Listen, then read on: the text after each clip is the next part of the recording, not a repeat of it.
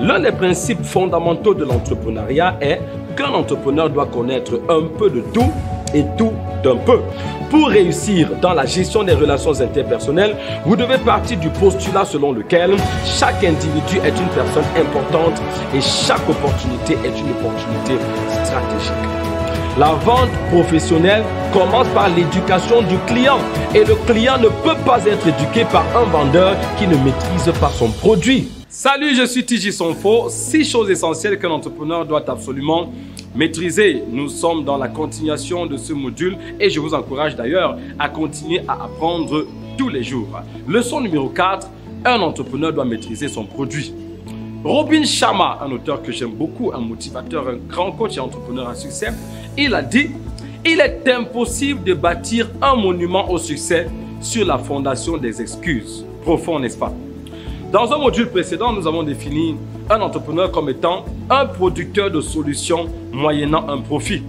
Ces solutions sont sous forme de produits ou de services que l'entrepreneur se doit de maîtriser afin de pouvoir faire la différence dans son domaine. Cette leçon est assez spéciale et elle sera subdivisée en 2 parties, notamment les aspects majeurs d'un produit que l'entrepreneur doit maîtriser et les raisons pour lesquelles l'entrepreneur doit maîtriser son produit. Parlons à présent des 3 aspects majeurs d'un produit que l'entrepreneur doit maîtriser. Donc il y a 3 aspects majeurs qu'un entrepreneur doit absolument maîtriser quel que soit. C'est-à-dire que s'il a l'intention de maximiser son profit et d'accomplir des résultats énormes, il y a 3 aspects majeurs que l'entrepreneur doit maîtriser. Premier aspect, les éléments de composition. Les éléments de composition. Il s'agit ici des caractéristiques du produit. Donc la première chose que l'entrepreneur doit maîtriser dans son produit, c'est les éléments de composition, les caractéristiques. Chaque produit ou service a des caractéristiques qui lui sont propres et l'entrepreneur a le devoir non seulement de les connaître, mais aussi de les maîtriser. Savez-vous que la maîtrise des caractéristiques d'un produit peut faire la différence entre un bon vendeur et les autres? Nous y reviendrons dans un instant, dans la suite de cette leçon. Alors, si vous désirez être un bon entrepreneur, travaillez à maîtriser les caractéristiques de vos produits et services. La couleur, la taille, la forme, la solidité, la conservation, etc. Deuxième aspect, le processus de production. Et là, j'ai envie de vous dire que maintenant, nous sommes dans la cour des grands. Parce que lorsqu'on parle du processus de production, on parle maintenant ici des personnes qui font les choses de manière extraordinaire pour produire des résultats extraordinaires. Il s'agit de ceux qui maîtrisent les processus de production de leurs produits ou de leurs services. Comment vous sentez-vous chaque fois que vous entrez dans une boutique et que le monsieur ou la dame qui vous reçoit vous parle de ses produits avec une telle aisance qu'on dirait qu'il ou elle en est le fabricant? Maîtriser les caractéristiques de son produit, c'est une chose. Maîtriser son processus de production en est une autre, encore plus intéressante. Alors, n'allez pas dire à quoi bon. Le sentiment qu'un prospect a lorsque le vendeur prend la peine de lui expliquer minutieusement le processus de production d'un produit ou d'un service qu'il sollicite peut le pousser à la décision d'achat. Dieu seul sait combien de fois vous avez acheté certains articles au supermarché, non pas parce que vous en aviez besoin, mais tout simplement parce que la personne en face de vous avait une telle maîtrise que la personne maîtrisait tellement le processus de fabrication du produit que vous vous êtes senti presque obligé d'acheter. Voilà. Troisième aspect, le mode de tarification. Le mode de tarification. Il s'agit ici de la structure des prix. Le mode de tarification renvoie à la structure des prix. Pourquoi cette voiture coûte 5 millions et cette autre 15 millions et une autre encore 50 millions et une autre 150 millions? Pourquoi est-ce que ce costume coûte 20 000 francs et cet autre costume coûte 100 000 et cet autre costume 1 million? Qu'est-ce qui fait la différence des prix? Alors, prêtez-vous à cet exercice. Investissez une partie de votre temps pour maîtriser votre produit ou service. La deuxième question est pourquoi l'entrepreneur doit-il maîtriser autant son produit? Pourquoi il est si important de maîtriser son produit? Premièrement, maîtriser son produit augmente le niveau de confiance du vendeur. Vous êtes entrepreneur, donc vous êtes un vendeur. Maîtriser votre produit augmente votre niveau de confiance en votre produit. Nul ne veut acheter les produits d'un vendeur qui n'a pas confiance en ce qu'il vend. Personne. Je n'aimerais pas acheter votre produit si vous n'avez pas confiance en votre produit. Vous n'aimerez pas acheter mon produit si vous n'avez pas confiance, si vous sentez que je n'ai pas confiance en mon produit. Et vous savez, il est impossible de dissimuler votre manque de confiance en votre produit. C'est impossible. Lorsqu'un vendeur n'a pas confiance en son propre produit, cela se voit tout de suite. Si vous vendez des fruits et que vous n'avez pas confiance en vos fruits, cela se verra tout de suite. Vous vendez des voitures, vous vendez des vêtements, vous vendez des montres, vous vendez des chaussures, vous vendez des maisons et que vous n'avez pas confiance en votre propre produit, cela sautera à l'œil. D'où la deuxième raison.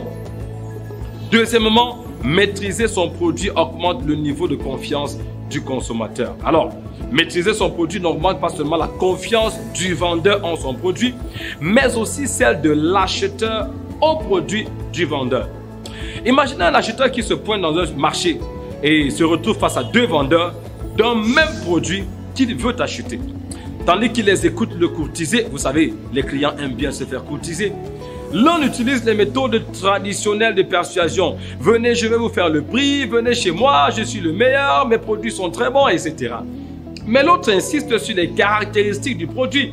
Il montre rapidement la différence entre les différentes marques. Et il fait quelques simulations de la résistance du produit, etc. À votre avis, vers lequel des vendeurs l'acheteur se dirigera-t-il? Vers celui, bien sûr, qui a une plus grande connaissance de son produit. Pourquoi? Parce que la vente professionnelle commence par l'éducation du client et le client ne peut pas être éduqué par un vendeur qui ne maîtrise pas son produit. Ça, je vais le redire. La vente professionnelle commence par l'éducation du client et le client ne peut pas être éduqué par un vendeur qui ne maîtrise pas son produit. Troisièmement, maîtriser son produit permet de réduire les manques à gagner ou les pertes. Je me souviens lorsque nous nous sommes lancés dans la vente des beignets soufflés. C'était l'une de nos premières activités il y a plusieurs années. Alors, nous n'avions pas encore suffisamment de connaissances dans ce domaine. Un jour, au lieu de laisser refroidir les beignets, comme ça devrait être le cas avant de les conditionner, nous l'avons fait immédiatement après les avoir fait frire, lorsqu'ils étaient encore chauds. Conséquemment, nous avons perdu pratiquement toute la production de ce jour-là. C'était une leçon plutôt dure que nous avions apprise ce jour à nos dépens. Tout compte fait, la perte avait déjà été consommée. Alors, maîtriser son produit permet de réduire les manques à gagner ou les pertes. Quatrièmement, maîtriser son produit en facilite la tarification. Nous avons parlé de tarification tout à l'heure. Très souvent, beaucoup de jeunes entrepreneurs ont des difficultés à fixer les prix de leurs produits et de leurs services. Il faut dire que cette difficulté peut être résolue facilement si vous maîtrisez par exemple votre mode de production. C'est-à-dire que juste un élément des trois aspects à maîtriser. Notons que les prix des produits et des services de chaque entreprise varient en fonction d'une kyrielle de facteurs qui inclut nécessairement les éléments de constitution et le processus de production dont nous avons parlé en amont. Lorsque vous avez la maîtrise de ces facteurs, il devient plus aisé de fixer vos prix. Connaître les éléments de constitution de votre produit ne suffit pas. Il faut aussi savoir exactement quel est son processus de production pour pouvoir définir avec exactitude son prix. Vous voyez que les trois aspects sont interreliés. De manière classique, le coût d'une production est défini comme l'ensemble des dépenses engagées pour produire les biens ou les services. Donc, il est obtenu en additionnant ce qu'on appelle le coût privé. Le coût privé, c'est la somme des coûts fixes et des coûts variables. Et le coût social. Dans le coût social, on a les coûts indirects supportés par les autres agents et on a également le coût social également engendré par la production des biens et des services. Un exemple très simple. Votre entreprise produit du savon de toilette. De manière générale, vous fixerez le prix d'un savon en fonction du coût des éléments constitutifs, c'est-à-dire la matière première que vous avez utilisée. Très souvent, les entrepreneurs s'arrêtent là et oublient carrément de prendre en compte ce facteur crucial qu'est le coût du processus. Donc, dans le coût de production, il y a le coût du processus. Et le coût du processus, lui, il implique plusieurs autres éléments qui rentrent donc dans ce qu'on appelle le coût social, les charges indirectes. Les abonnements, Internet, téléphone, l'assurance, la publicité, etc. En tant qu'entrepreneur, vous devez prendre du temps pour apprendre les techniques de structure du prix. Vous voyez que c'est important. Vous n'allez pas tout simplement fixer, vous avez comment vous dites, un pressing. Ok, vous avez un service de blanchissage. Et qu'est-ce que vous faites? Vous regardez chez le voisin, lui il fait ce vêtement à 3000 francs, l'autre il fait ce pantalon à 6000 francs, l'autre il fait le costume à 7000 francs, et puis vous allez vous préparer une grille tarifaire ou une grille de vos prix, et puis vous copiez tout simplement les prix pratiqués par l'entreprise qui est à côté. Mais non! Vous n'avez pas les mêmes modes de production, vous n'avez pas les mêmes processus et vos produits ou vos services n'ont pas les mêmes éléments constitutifs. Donc, vous devez prendre du temps pour vous asseoir et travailler sur les techniques de structure du prix. Cinquièmement, maîtriser son produit augmente sa valeur lors du processus de vente. Alors, si vous êtes dans mon pays, le Cameroun, et qu'il vous est déjà arrivé de voyager par transport commun pour aller dans la partie ouest du Cameroun, alors si vous n'êtes pas dans mon pays, le Cameroun, je vais vous décrire la scène tout simplement. Alors, il y a ces personnes qui vendent des produits dans les bus de transport commun lorsque, dans la plupart des cas, ce sont des bus qui vont à l'ouest. Et j'aime bien cette scène qui m'enseigne et qui nous enseigne beaucoup de leçons. Cet homme entre dans le bus et quelques temps après le départ de l'agence et après les civilités, il se met à parler à profusion. Il exhibe de vastes connaissances sur des aspects sensibles de votre santé. Il décrit avec une précision scientifique les conséquences que nous encourons en négligeant ces aspects, que ce soit par rapport à notre cœur, notre foie, le pancréas, la tête, les yeux, la peau et ainsi de suite. Et si vous n'êtes pas habitué à ce système, vous vous demanderez pourquoi, avec autant de connaissances, ce monsieur ne va pas devenir enseignant dans une prestigieuse université de la place. À un moment donné, il ouvre sa boîte de Pandore. Et dans un empressement presque frénétique, les passagers du bus sont pratiquement alignés pour acheter ces produits. Comment expliquez-vous cela? Les passagers achètent le temps qu'ils ont passé avec lui. Voilà. Un vendeur professionnel sait que le client n'achète pas seulement le produit, mais aussi le moment qu'il a passé avec le vendeur.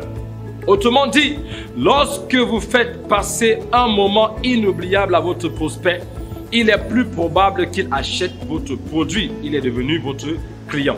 À ce point, il n'achète plus nécessairement le produit pour le consommer, mais il achète le produit pour faire durer le moment de plaisir qu'il a eu à vous écouter.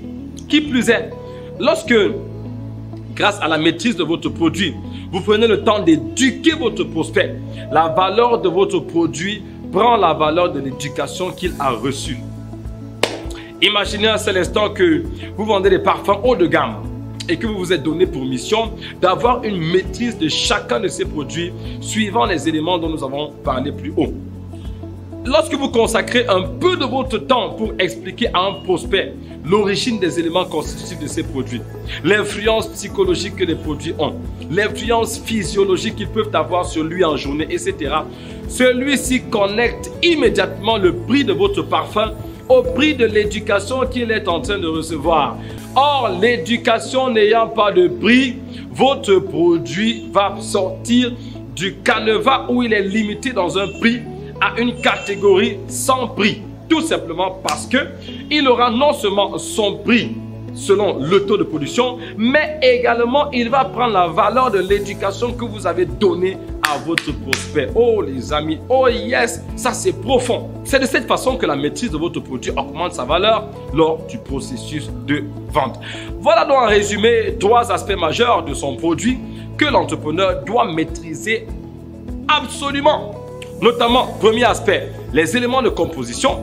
Deuxième aspect, le processus de production. Et troisième, le mode de tarification.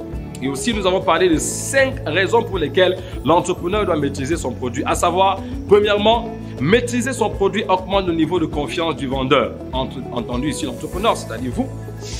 Deuxièmement, maîtriser son produit augmente le niveau de confiance du consommateur, c'est-à-dire celui qui achète votre produit. Troisièmement, maîtriser son produit permet de réduire les manques à gagner ou les pertes. N'oubliez pas ma petite histoire.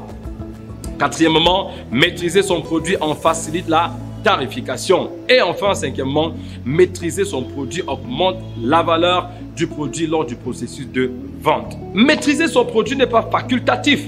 Si vous voulez faire des chiffres, et être entrepreneur, c'est faire des chiffres. Alors, si vous voulez non seulement faire des chiffres, mais augmenter la qualité et la quantité de vos chiffres, il est impératif que vous travaillez à maîtriser votre produit. Souvenez-vous que même si nous prenons des exemples liés à nos réalités quotidiennes, la vente des chaussures, la vente des savons, des laits de toilette, des parfums, la vente des montres et autres, vous pouvez les superposer à vos réalités, à vous, en fonction de votre niveau d'activité. Parce que ceci est vrai pour des affaires de 50 000 francs, c'est vrai pour des affaires de 50 millions et vrai pour des affaires de 50 milliards. Les contextes sont peut-être différents, mais les principes sont les mêmes. Je vous donne rendez-vous à la prochaine leçon dans ce module. 6 choses essentielles qu'un entrepreneur doit absolument maîtriser. Whatever happens, always remember you are a champion.